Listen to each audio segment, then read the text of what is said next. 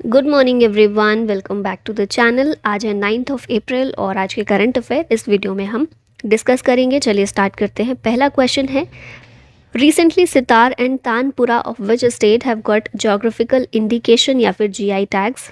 सितार और तानपुरा कौन से स्टेट के हैं जिन्हें जीआई टैग मिला है? तो ये महाराष्ट्र के दोनों इंस्ट्रूमेंट्स हैं जिनको जीआई टैग दिया गया है। महाराष्ट्र में सांगली डिस्ट्रिक्ट है, वहाँ पर एक स्मॉल टाउन है मिराज, यहाँ से ये दोनों इंस्ट्रूमेंट बिलोंग करते हैं। 300 साल पुराना ट्रेडिशन है यहाँ पर सितार और तानपुरा बनाने का, और इसी स्पेशलिटी के चलते इसको जीआई टैग दिया गया है। महाराष्ट्र के कुछ और जीआई टैग्स हैं, सोलापुर चद्दर, पुनेरी पगाड़ी, Nashik grapes, Alphonso mango, Sangli onions और भिवापुर चिली। ये सारे प्रोडक्ट्स महाराष्ट्र के हैं जिनको जीआई टैग मिला हुआ है। रिसेंट के कुछ जीआई टैग्स की लिस्ट यहाँ पर देख लेते हैं। तो असम के बहुत सारे प्रोडक्ट्स हैं जिनको जीआई टैग मिला हुआ है। इसमें पहला है अशारी कंडी terracotta craft, Pani Meteka craft, Sarthebari metal craft, Japi, bamboo headgear of rural Assam है ये। फिर मिशिंग हैंडलूम प्रोडक्ट्स, बिहू ढोल, बोडो दोखोना, बोडो वेमेन का ट्रेडिशनल अटायर है ये एक तरह का, बोडो एरी सिल्क, बोडो जमग्रा ये एक ट्रेडिशनल स्कार्फ है, Bodo Gamsa traditional dress of Bodo men है। फिर है बोडो ठोर का म्यूजिकल इंस्ट्रूमेंट है, और बोडो शिफुंग एक लॉन्ग फ्लूट है। असम के अलावा बनारस से कुछ चीज़ें हैं जिनको जीआई टैग मिला हुआ है। बनारस ठंडाई, बनारस तबला, बनारस शहनाई, बनारस लाल भरवा मिर्च, बनारस लाल पेड़ा। और यूपी के बुंदेलखंड से कठिया गेहूं जो है इसको भी जीआई टैग मिला है। ये सारे प्रोडक्ट उत्तर प्रदेश के हैं। त्रिपुरा के 2 प्रोडक्ट हैं जिनको जीआई टैग रिसेंटली मिला है। ये है पचरा रिग्नाई, स्पेशल ओकेजन पर पहनने वाली एक ट्रेडिशनल ड्रेस है ये, और माटाबारी पेड़ा एक स्वीट प्रिपरेशन है। फिर मेघालय से है मेघालय गारो टेक्सटाइल वीविंग, मेघालय लिरनाई पॉटरी और मेघालय चुबिची। ठीक है, तो ये कुछ प्रोडक्ट हैं रिसेंट में जिनको दिया गया है जीआई टैग। नेक्स्ट क्वेश्चन है, which round of talk has started between India and Peru. 2 countries के बीच ट्रेड नेगोशिएशन जब किए जाते हैं तो उसमें कई सारे राउंड में वो पूरा होता है। तो इसी तरह से इंडिया और पेरू के बीच भी ट्रेड नेगोशिएशंस चल रहे हैं, और उसमें 7th राउंड ऑफ टॉक अभी स्टार्ट हुआ है। 2017 में ये टॉक शुरू हुई थी, 7th राउंड में अभी पहुंची है, और 7th राउंड नई दिल्ली में चल रहा है। ये टॉक इतनी लंबी इसलिए खिंच गई क्योंकि कोविड-19 पेंडेमिक आ गया था, जिसकी वजह से पॉज लगाना पड़ा इस टॉक पर। पेरू की बात कर लेते हैं। यहाँ पर साउथ अमेरिकन कंट्री है, साउथ अमेरिका की 3rd लार्जेस्ट कंट्री है, following Brazil and Argentina. Constitutional Republic government यहाँ पर है, कैपिटल है पेरू की लीमा। मैप में देखेंगे तो ये लोकेशन है, साउथ अमेरिका का मैप है ये पूरा, और ये लोकेशन है पेरू की, वेस्टर्न साइड पर ये पड़ता है। Andes mountain range south America के वेस्ट साइड पर ही पाए जाते हैं, तो पेरू में भी हैं वो। यहाँ के प्रेसिडेंट हैं डीना बोलुआर्टे, और यहाँ के प्राइम मिनिस्टर हैं गुस्तावो एड्रियानजन। अब यहाँ पर कुछ समिट और कॉन्फ्रेंसेस रिवाइज कर लेते हैं। First ever nuclear energy summit हुई बेल्जियम में। मेघियन 24 सेमिनार कंडक्ट किया गया ऑन मटीरियोलॉजी, इसको सदर्न नेवल कमांड के द्वारा कंडक्ट किया गया है। इंडियन आर्मी ने ऑर्गेनाइज किया फर्स्ट आर्मी कमांडर्स कॉन्फ्रेंस 2024।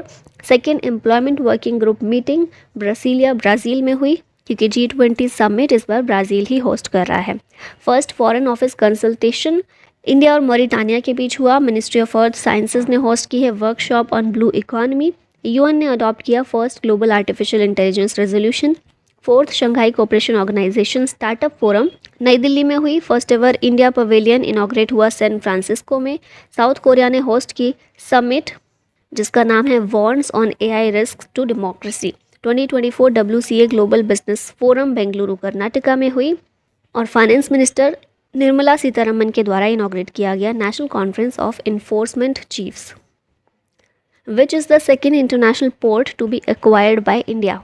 ये है म्यांमार का सितवे पोर्ट। ये सेकेंड इंटरनेशनल पोर्ट बना है जो भारत ने एक्वायर किया है। भारत अब इसको डेवलप करेगा और इसको इस्तेमाल भी करेगा। अच्छा, यहाँ सेकेंड है ये, तो फर्स्ट कौन सा है आपको याद है? ईरान का चाबहार पोर्ट, वो फर्स्ट इंटरनेशनल पोर्ट है जो भारत के द्वारा एक्वायर किया गया था। सेकेंड है अभी म्यांमार का Sittwe port. Ministry of external affairs के द्वारा इसको अप्रूवल दिया गया है। इंटरनेशनल अफेयर्स यहाँ पर रिवाइज कर लेते हैं। यूएस ने डिक्लेयर की state of emergency after Francis Scott bridge collapsed. Saudi Arabia participate करेगा मिस यूनिवर्स कंपटीशन में पहली बार। रशिया और बेलारूस ये दोनों कंट्रीज़ पेरिस ओलंपिक्स में पार्टिसिपेट नहीं करेंगी। पेरिस ओलंपिक की ओपनिंग सेरेमनी में। साइक्लोनिक स्टॉर्म है, नाम है इसका मेगन। नॉर्दर्न ऑस्ट्रेलिया को इसने हिट किया। साउथ कोरिया ने सक्सेसफुल लॉन्च किया it's second domestically developed military spy satellite into orbit. US और यूके ने एआई सेफ्टी टेस्टिंग पर एग्रीमेंट साइन किया है। नाटो के द्वारा यूक्रेन को 100 बिलियन यूरो मिलिट्री फंड दिया गया है। पोखरा को डिक्लेयर किया गया है as Nepal's tourism capital. New York New Jersey Stadium has been confirmed as the location for the FIFA World Cup 2026। Final match जो होगा फीफा वर्ल्ड कप का वो होने वाला है न्यूयॉर्क न्यू जर्सी स्टेडियम में। और 3 कंट्रीज़ हैं जो फीफा वर्ल्ड कप 2026 को होस्ट करेंगी, यूएस, कनाडा और Mexico. Who became Slovakia's new president, ये है Peter Pellegrini, option D correct है। स्लोवाकिया न्यूली फॉर्म्ड कंट्री ही है, बहुत नई है। 1993 में इसको इंडिपेंडेंस मिली थी। चेकोस्लोवाकिया के स्प्लिट होने के बाद स्लोवाकिया एक सेपरेट कंट्री बनी थी, इंडिपेंडेंट कंट्री बनी थी। और अभी ये जो है पीटर पेलेग्रिनी ये 6th प्रेसिडेंट ही बने हैं। ठीक है, स्लोवाकिया की कैपिटल है ब्रातिस्लावा। 2004 से ये EU की मेंबर कंट्री है और करेंसी यहाँ पर यूरो इस्तेमाल होती है। अपॉइंटमेंट्स यहाँ पर अब देख लेते हैं। तो पाकिस्तान के प्रेसिडेंट बने हैं आसिफ अली जरदारी। इंडोनेशिया के प्रेसिडेंट हैं प्रबोवो सुबियांतो। पाकिस्तान के PM हैं शहबाज शरीफ। पैलेस्टीनियन PM बने हैं मोहम्मद मुस्तफ़ा। इंडिया के नेक्स्ट एम्बेसडर टू नाइजर हैं सीताराम मीना। इंडिया के नेक्स्ट एम्बेसडर टू रशिया हैं विनय कुमार। इंडिया के नेक्स्ट एनवॉय टू म्यांमार हैं अभय ठाकुर। इंडिया के नेक्स्ट एनवॉय टू इराक हैं सौमेंदु बागची। चेयरमैन ऑफ प्रसार भारती हैं Navneet Kumar Sehgal. Chairman of Indian banks association हैं MV Rao. Brand ambassador of slice बने हैं नयन तारा। और chairman of central board of secondary education CBSE के चेयरमैन हैं राहुल सिंह। नेक्स्ट क्वेश्चन है who has resigned as the chief executive officer of Wipro in April 2024। Wipro के CEO थे theory डेलापोर्ट और इन्होंने अभी अपना रेजिग्नेशन दे दिया है। फिर इनके रेजिग्नेशन के बाद नए CEO कौन अपॉइंट हुए हैं, इनका नाम याद रखिएगा श्रीनिवास पालिया। विप्रो इंडिया की 3rd लार्जेस्ट IT कंपनी है। विप्रो के फाउंडर हैं MH हशम प्रेम जी। विप्रो के ओनर हैं अजीम प्रेम जी। विप्रो का हेडक्वार्टर है बेंगलुरु में और 29 दिसंबर 1945 में इसको फॉर्म किया गया था। वेयर विल द परिवर्तन चिंतन सम्मेलन 2024 बी ऑर्गेनाइज्ड, इसको नई दिल्ली में ऑर्गेनाइज किया गया। हमारे CDS जो हैं 2nd CDS अनिल चौहान, इनके द्वारा इसको चेयर किया जाएगा। And this conference will be the first ever conference of heads of tri services institutions of India.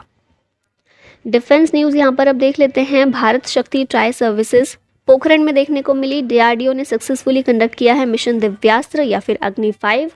Indian navy ने कमीशन किया है INAS 334 सी हॉक्स, ये पहला MH-60R स्क्वाड्रन है। सी डिफेंडर्स 2024 एक्सरसाइज इंडिया और USA की कोस्ट गार्ड के बीच हुई।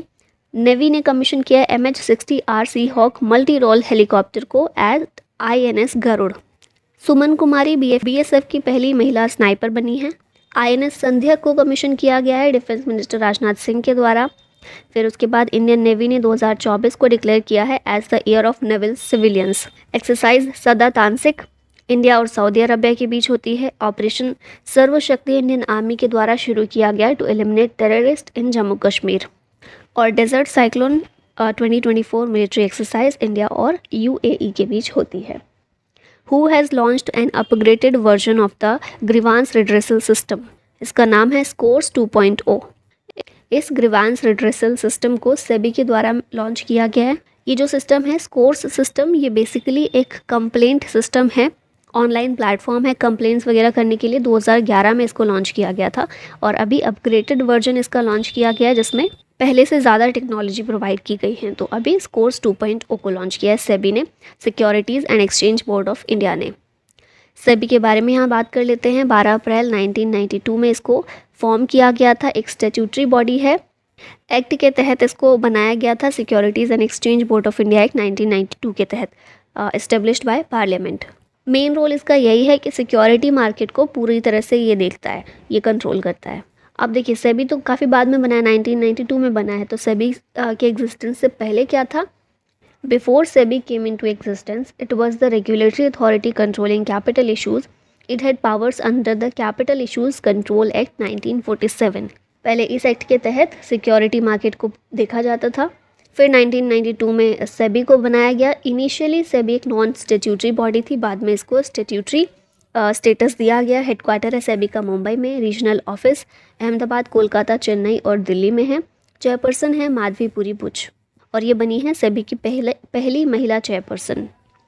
Where was the Sagar Kavach exercise organised recently? इस एक्सरसाइज को लक्षद्वीप में ऑर्गेनाइज किया गया।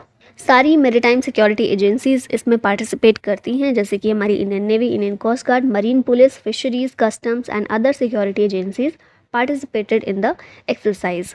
Who has been appointed as the head of the Internal Departmental Committee for the Protection of Forest in Delhi?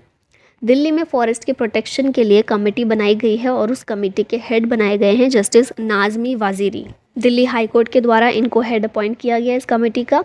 और ये जो हैं justice Waziri is known as the green जज। इनको ग्रीन जज के रूप में जाना जाता है क्योंकि इन्होंने ऑर्डर पास किया था कुछ समय पहले दिल्ली में ग्रीन कवर बढ़ाने के लिए, तो इसीलिए इनको ग्रीन जज के रूप में जाना जाता है। और अभी फॉरेस्ट प्रोटेक्शन के लिए जो कमेटी बनी है उसके हेड ये बनाए गए हैं।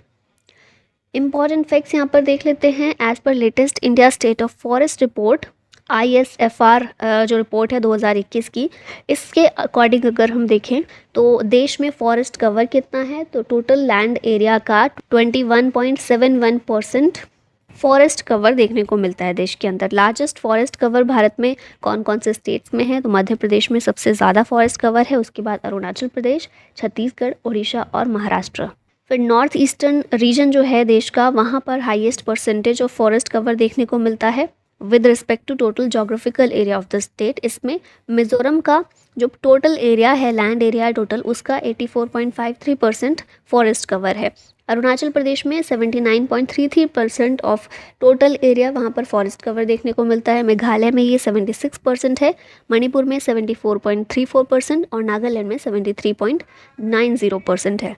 ठीक है, तो याद रखिएगा लार्जेस्ट फॉरेस्ट कवर MP में है, लेकिन highest percentage of forest cover Mizoram में है। नेक्स्ट क्वेश्चन है, विच INS was awarded the on the spot unit citation for successful conduct of anti piracy operations? On the spot unit citation दिया गया है INS Sharda को। क्यों दिया गया है? एंटी पायरेसी ऑपरेशन के सक्सेसफुली जो इसने कंडक्ट किया इस ऑपरेशन को, उसकी वजह से इसको मिला ये अवार्ड।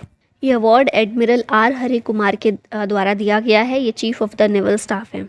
अफ्रीकन कोस्ट में देखा जाता है ना, पायरेसी वाली चीज़ें, घटनाएं बहुत होती हैं, जैसे कि सोमालिया के कोस्ट पर काफ़ी पायरेसी की घटनाएं देखी जाती हैं। तो वहाँ पर ही ये शिप इन्वॉल्व था एक पायरेसी की घटना में और 19 क्रू मेंबर को सेफली रिलीज़ करने की वजह से इसे INS शारदा को ये अवार्ड दिया गया है। इस क्रू में 11 ईरानियन थे और 8 पाकिस्तानी थे और ये ईरानी फिशिंग वेसल थी जिसको पायरेसी से सेफली बचाया गया, रिलीज़ करवाया गया।